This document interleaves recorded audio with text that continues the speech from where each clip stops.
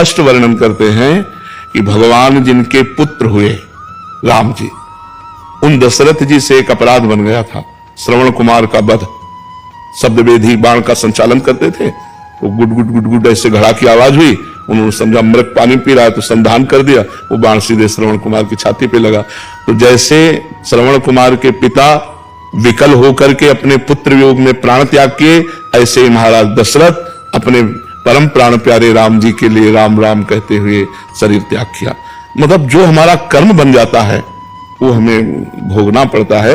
हम तो जीव हैं, वो तो ईश्वर हैं, ईश्वर होते हुए भी विधान वही रखा जो उनका विधान है।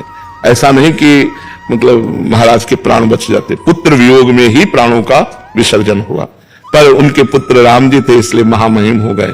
महाराज दशरथ जी की महिमा का क्या वर्णन करे, जो राम राम कहे राम कहे, राम राम कहे राम, राम राम उच्चारण करते भगवान के ध्यान में शरीर छोड़ा, वो तो महामहिम है, जिनके पुत्र स्वयं आनंद सिंधु भगवान बने आकर। पर विधान विधान है, इसलिए हम किसी के दुख से दुखी होना ये हमारा मतलब सात्विक हृदय है, पर हम उसके दुख को दूर नहीं कर सकते, उपाय कर सकते हैं, भगवान से प्रार्थना कर सकते हैं, हम अन्न वस्तु औषधि आदि की ये सहायता कर सकते हैं, बकाया मिटाया नहीं जा सकता।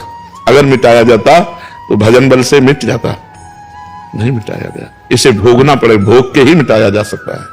जो हमसे शुभ और अशुभ, शुभ माने अच्छे कर्म, अशुभ माने पाप कर्म, वो बन जाते हैं, भोगने ही पड़ते हैं। अगर उनका प्रारब्ध नहीं बना है तो संचित भस्म हो सकते हैं, और जो हमसे नए हुए हैं क्रियमांग ये नष्ट हो सकते हैं, लेकिन प्रारब्ध नष्ट नहीं हो सकता। अगर प्रारब्ध दुआओं से नष्ट होता, आशीर्वादों से नष्ट होता, तो यहां आकर के सैकड़ों गृहस्थ जन हमें आशीर्वाद दे गए, सैकड़ों संत जन आशीर्वाद दे गए, स्वस्थ रहो ऐसा, लेकिन डायलिसिस होता है, किडनी खराब है, कष्ट शरीर में रहता है। अवश्य में भोक्तव्यम कृतम कर्म शुभाशुभम। हाँ, हम ये सहयोग कर सकते हैं कि भगवान से प्रार्थना करें कि उसको सहन करने की शक्ति दें। हमारे पास अर्थ हो तो हम उसकी दवा की व्यवस्था करें, जो अन्न धन आदि जो भी व्यवस्था, लेकिन हम किसी के प्रारब्ध को मिटा सके ऐसा असंभव है।